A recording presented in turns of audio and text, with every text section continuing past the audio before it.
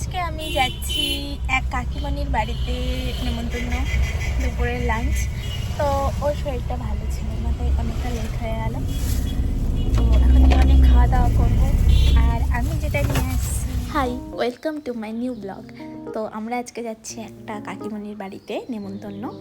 তো যাওয়ার সময় এই যে আইসক্রিমটা নিলাম ন্যাচারালের, ওই কোকোনাট ফ্লেভারের যে আইসক্রিম, এটা সেই আইসক্রিমটাই। আইসক্রিম কিনতে গিয়ে আমার ভীষণ পছন্দের একটা জিনিস চোখে পড়লো, সুইট কর্ন, তো সেটাও নিয়ে নিলাম।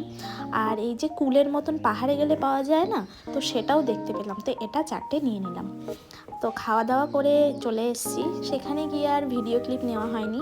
আসলে সব জায়গায় গিয়ে ভিডিও ক্লিপ নিতে আমার ভীষণ লজ্জা লাগে। রাত্রেবেলা সাম্বা এসেছিলো আমার শ্বশুরবাড়িতে, তো সেদিন ও ইডলি বানানোর কথা ছিল, তো সেটারই প্রিপারেশন এখানে স্টার্ট হয়ে গেছে। ও মাপ করে দিবে না?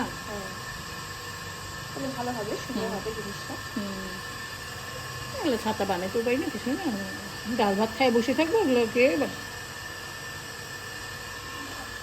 সুজি আর দইটা ওখানে মিক্স করে নেওয়া হচ্ছে। আর রেসিপিটা তো আমাদের চ্যানেলেই আগে সাম্বার শেয়ার করেছিল, তো তোমরা যারা দেখেছো সেটা নিশ্চয়ই জানো।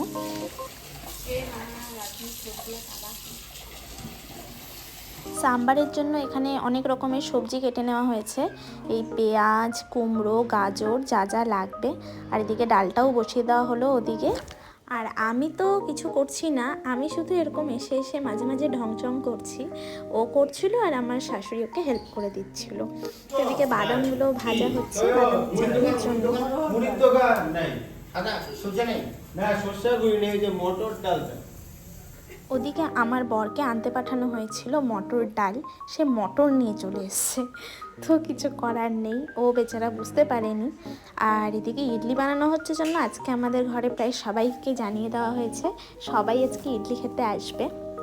তো দেখা যাক কীরকম হয় ইডলিটা। এদিকে ধীরে ধীরে সবজিটাও সেদ্ধ হয়ে গেছে, ডালটাও সেদ্ধ হয়ে গেছে, এবার আর বেশি সময় লাগবে না।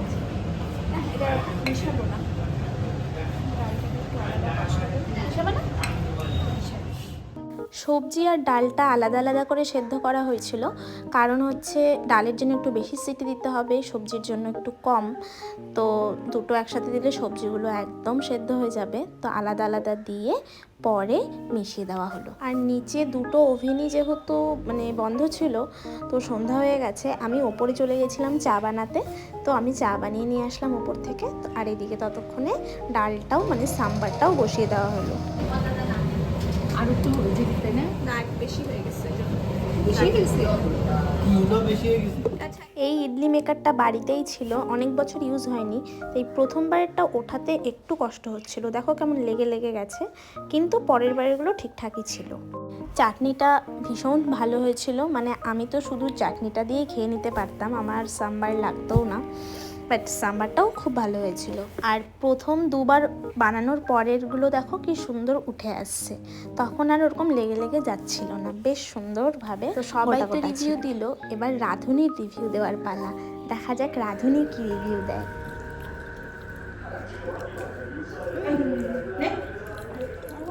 তো রাঁধুনিরও ভালোই লেগেছে, রাঁধুনি বলল যে খুব ভালো হয়েছে। তো ইডলি খেতে খেতে আজকের ব্লগটা এখানেই শেষ করছি, দেখা হবে পরের ব্লগে খুব তাড়াতাড়ি। Bye bye.